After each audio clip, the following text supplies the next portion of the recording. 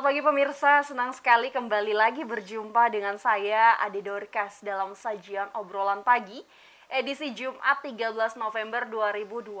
Dan seperti biasa selama 1 jam ke depan saya akan menemani hari Anda.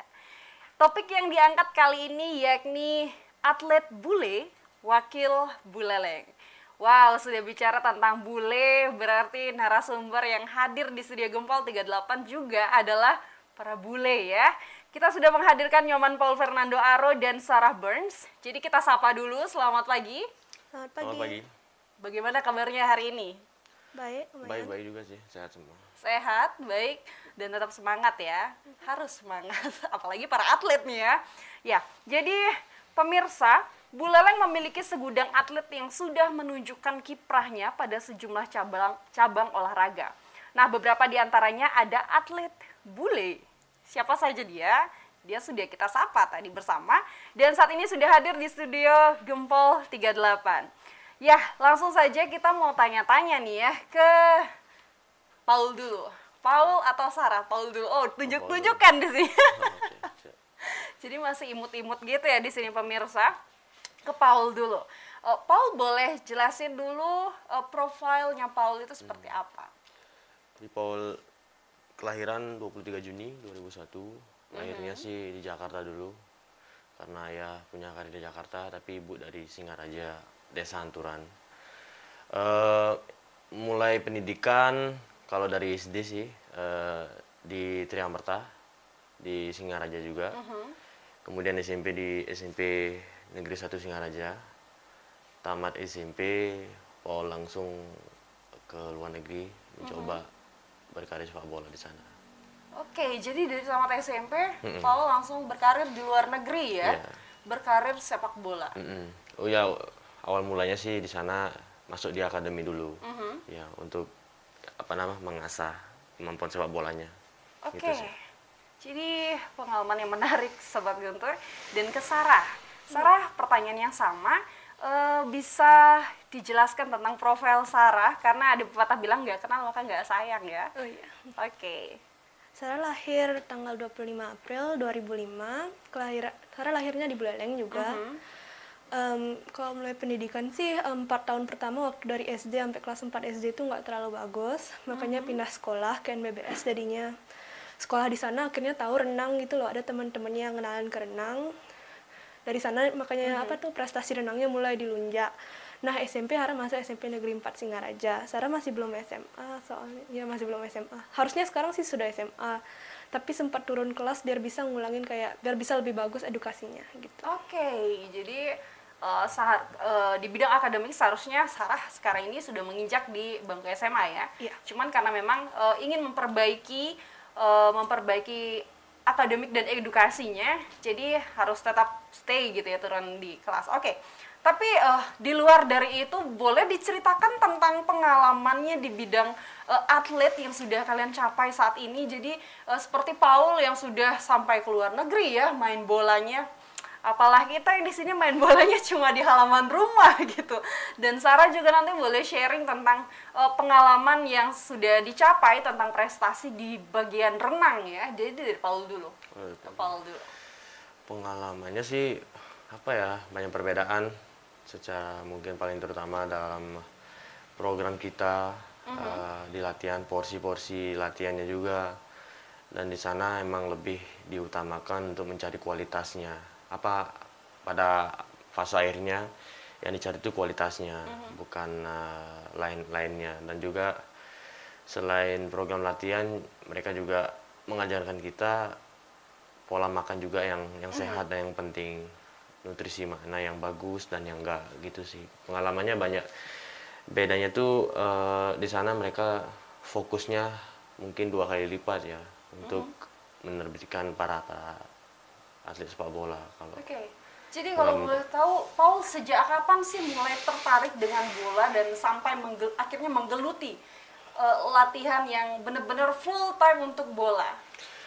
Tertariknya sih awal dulu SD, SMP juga, tapi di sini kan karena sarana lapangan sepak bola dan juga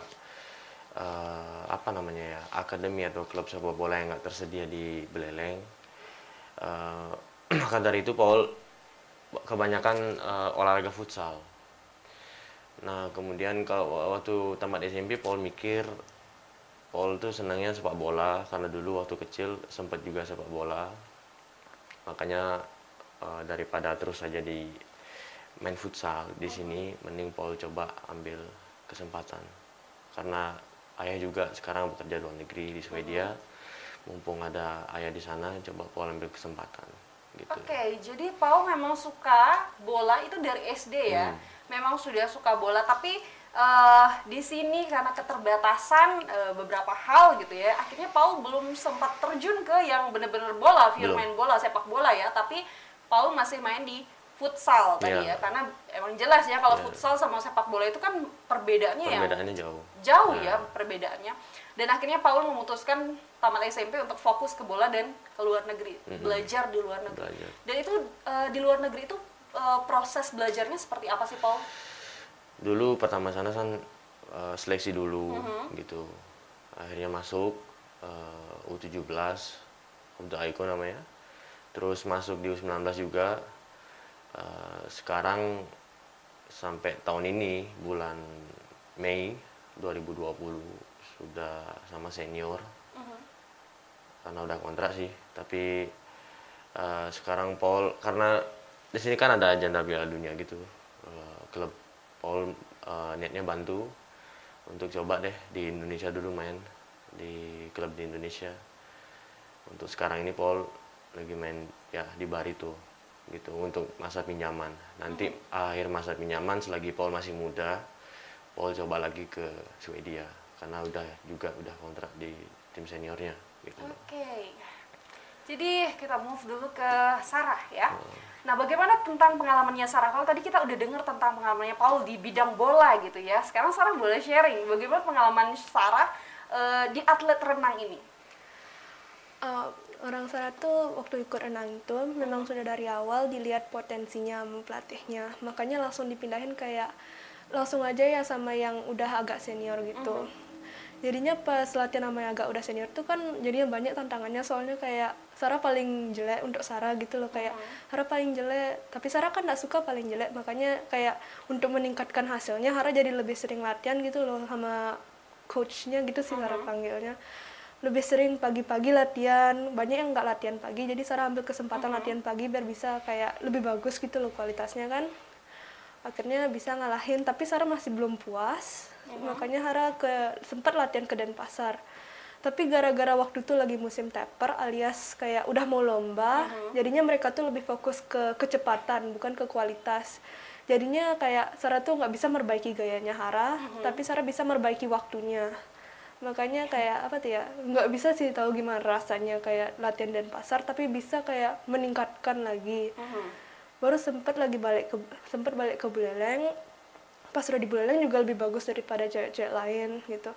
Tapi ada cewek Denpasar yang pindah ke Buleleng, jadinya kayak Sarah akhirnya ada lawan yang sepadan sama Sarah gitu loh, makanya latihannya jadi lebih banyak. Tapi ya untuk Sarah sih kayak latihannya kan jadi karena lawannya itu sepadan, sempet down dulu bentar karena sempet dikalahin soalnya waktu itu, jadi kayak sempet libur 1 bulan soalnya down banget. Baru akhirnya pelatihnya bilang, masa kamu kayak gini sih, cuma dikalahin sekali aja udah langsung down. Akhirnya semangat lagi dan ujung-ujungnya bisa lah ngalahin, bisa jadinya ngewakilin Buleleng ke provinsi gitu. Itu aja sih. Oke, jadi kalau boleh tahu sejak kapan sih Sarah mulai menggeluti renang ini? Sejak kelas 4 SD, temennya yang ngenalin Sarah kayak, aku ikut renang, kamu mau nyoba nggak? Kayak gitu. Makanya kayak sempat ke kolamnya, tapi nggak ketemu temennya, jadi kayak apa tuh ya, nggak jadi. Baru lagi sempat ke kolamnya, tapi nggak ketemu tetap temennya, tapi ada kayak pelatih yang bilang, latihan sama saya saja, saya bisa jadiin kamu juara.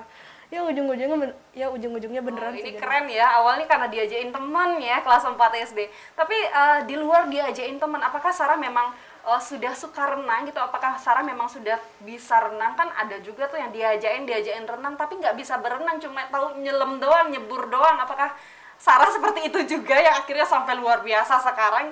Atau memang Sarah sebenarnya sudah bisa renang, sudah suka renang, pas lagi kebetulan diajak sama teman, akhirnya makin terpacu lagi, ini bagaimana? emang sudah dari kelas 1 sih bisa renang, kayak udah lancar dari TK sih emang sudah bisa. Tapi waktu itu sempat mau ikut klub renang, tapi bibinya langsung bilang orang pernah ada yang tenggelam, jadi jangan gitu loh ditakut-takutin biar nggak ikut renang. Sampai kelas 4 gitu loh kayak mundur. Baru pas kelas 4 temennya bilang enggak kok, nggak ada yang tenggelam, paling cuma dibohongin aja. Akhirnya kelas 4 akhirnya ikut gitu loh. Oke, berarti memang Sarah ternyata sudah suka renang ya. Sempat ingin maju tapi ada beberapa halangan gitu ya. Ada kesan dan isu-isu yang menyeramkan seolah-olah aduh nggak usah dulu, jangan dulu seperti itu ya.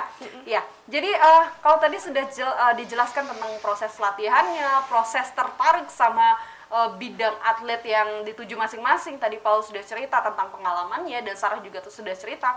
Nah sekarang boleh tahu nggak sih apa saja sih yang sudah dicapai sampai saat ini? Jadi prestasi-prestasi yang sudah didulang sampai saat ini itu apa saja dari Sarah dulu? Prestasi Prestasi dalam renang. Dalam renang. Ya, Sarah udah pernah ngedapetin juara di semua gaya.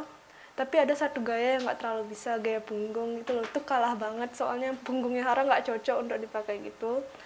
Jadinya yang prestasi yang paling tinggi di renang itu gaya kupunya Sarah sama gaya bebasnya. Tapi gaya bebasnya itu jarak jauh. Soalnya jarak pendeknya tuh masih kalah tingginya gitu loh. Jarak jauhnya yang menang.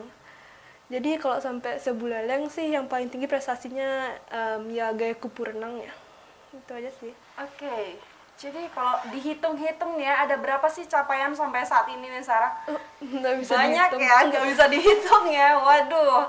Oke, thank you Sarah dan ke Paul. Paul, capaian yang sudah didulang prestasinya sampai saat ini tuh apa saja sih? Kalau capaian sih berbeda-beda ya. Menurut Paul dulu untuk bermain di Liga U17, U19 sampai juga tahun 2018 main di Allsvenskan U19-nya itu liga paling tinggi di Swedia. Jadi ketemunya banyak ya, kayak contoh tim-tim yang besar di Swedia kayak Hammarby atau Eskilstuna. Eskilstuna tuh klubnya Akademinya Nuri, pemain Bali United. Sempat ketemu mereka juga 2018. Pengalamannya banyak banget di sana. Pola tempo permainan yang beda, yang tinggi, juga mental. Banyak beradu mental sebelum bermain dan setelah bermain juga. Capaiannya dulu pernah sih juara Gothia Cup juga, juara 3. Itu event besar di Swedia. Banyak juga klub Indonesia yang ke sana. Skandinavi Cup juga di Swedia ada. Tapi menurut Paul, capaiannya Paul untuk tembus ke tim senior itu, kalau bagi Paul tuh prestasi tersendiri gitu. Lebih dari yang lainnya ya sejauh ini. Dan Paul sekarang paling excited tuh untuk segera bisa coba bermain di Liga 1 dulu. Ya, menunjukkan dikit. Jadi kalau bicara tentang prestasi apa yang sudah dicapai itu tentu banyak ya capaian-capaian. Bahkan sebenarnya tidak dapat diukur dengan juara ini. Tapi bisa menambah pengalaman itu sebenarnya suatu kebanggaan ya, suatu hal yang benar-benar sangat berharga untuk Paul dan Sarah tentunya. Iya, jadi kalau kita bicara tentang prestasi dan pencapaian sampai di titik ini pasti tidak lepas dari dukungan orang tua dan orang-orang di sekitar kita. Boleh diceritakan bagaimana orang tua memotivasi Paul sampai bisa berhasil, sampai ada di titik ini? Kedua sih sangat mendukung.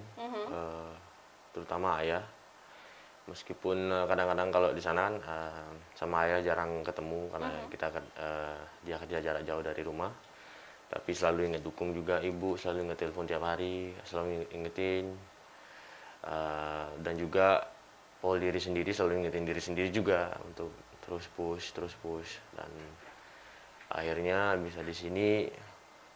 Ya karena mereka berdua. Kalau nggak karena mereka berdua kan susah jadinya. Gitu. Kalau tentang sekolah, dulu kan Paul sempat bersekolah di Buleleng ya, SD dan SMP.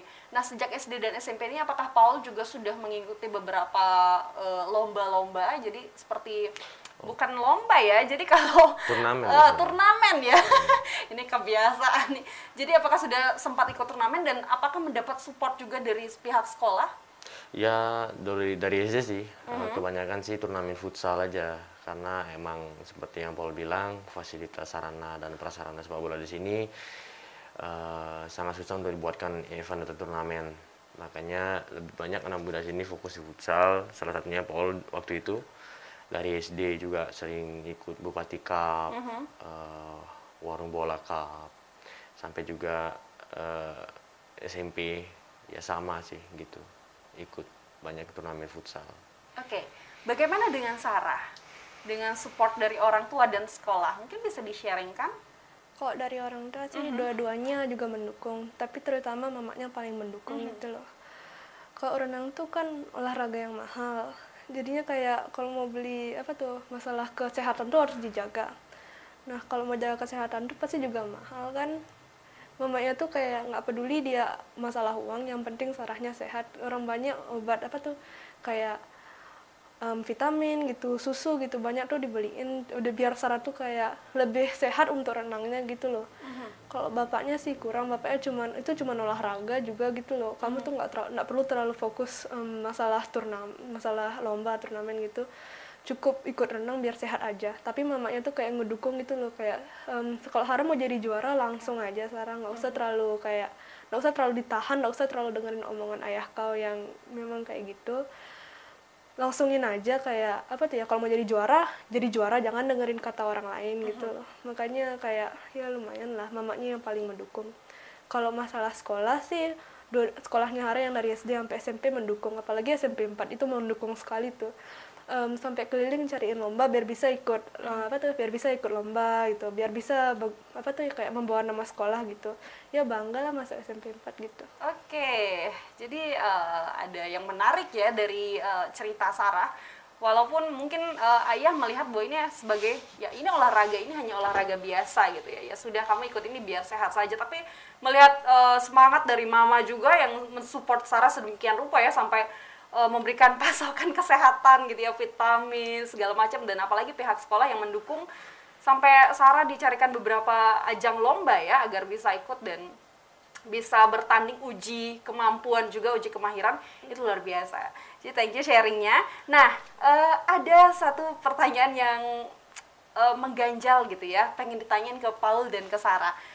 Adakah pundi-pundi yang sudah dihasilkan sampai saat ini? Bahasanya pundi-pundi ya. Jadi pundi-pundi itu penghasilan mungkin dari apa yang sudah dicapai saat ini. Pundi-pundi berupa apa? Kayak banyak tuh. Pundi-pundi berupa apa nih? Pundi-pundi mungkin uang atau sertifikat-sertifikat lain? Kalau Paul sih sekarang semenjak kontrak ini udah bisa lah dikatain menjadi pekerjaan Paul gitu sebagai atlet ya, gitu sih. Jadi atlet ini menjadi pekerjaan untuk Paul yang Ya, pastinya sekarang. bahwa ini menghasilkan uang untuk Paul ya sampai saat ini. Iya. Oke, lantas Sarah seperti apa? Sarah sih juga dapat ngasilin uang, tapi kayak waktu ada porjar gitu tuh baru bisa, apalagi kalau bisa dapat juara tuh dapat tambahan juga. Waktu porprov apalagi ya lumayan lah, tapi kalau masalah piagam gitu ya banyak sih dapat, jadinya gampang nyari sekolah gitu loh. Oke, jadi untuk dalam kegiatan-kegiatan ajang-ajang turnamen, lomba-lomba itu ya pasti akan menghasilkan pundi-pundi uang ya, akan menghasilkan uang yang tentunya akan membantu menambah kantong kita sendiri, bahkan juga bisa membuat tabungan kan untuk masing-masing dari kita. Iya, lantas dari pengalaman dan sejauh ini, adakah kendala dalam kalian menggeluti, mungkin dari Paul dan Sarah menggeluti olahraga ini? Dari Paul mungkin ada nggak sih kendala yang dilalui saat Paul harus fokus sama bola? Dulu kehidupan sosial di sana ya, karena 180 derajat berbeda dengan di sini, harus adaptasi. Mungkin biasa ya, kangen dengan situasi di kampung halaman di sini. Tapi kembali lagi butuh proses, butuh waktu untuk adaptasi. Itu aja sih yang susahnya. Dan untuk spesifik ke sepak bola, kadang-kadang ya kalau cedera itu kadang-kadang bikin kita down, kadang-kadang bikin kita nggak bisa join latihan lagi. Tapi kayaknya itu bagian dari prosesnya ya, makanya harus tahu sebelum mengalaminya gitu. Jadi Paul sudah pernah sampai mengalami cedera ya? Udah. Kalau boleh tahu itu cedera di bagian mana? Mungkin di ankle waktu itu. Pernah juga hamstring, tapi hamstring nggak keras gitu. Hamstring itu di paha belakang. Tapi akhirnya sampai sekarang sudah sehat dan baik gitu ya? Udah kembali sih. Iya. Lantas bagaimana dengan Sarah? Ada nggak sih kendala yang harus dilalui dalam Sarah menggeluti olahraga renang ini? Kendala yang lalui sih kayak masalah pelajaran gitu aja sih, kayak waktu mau nyari SMP pasti perlu punya UN yang bagus gitu. Jadi waktu itu kayak biar apa tuh ya, waktu itu kan harusnya Sarah tuh ulangan latihan pemantapan gitu loh. Tapi ada lomba di luar Bali, akhirnya sempet nggak ikut.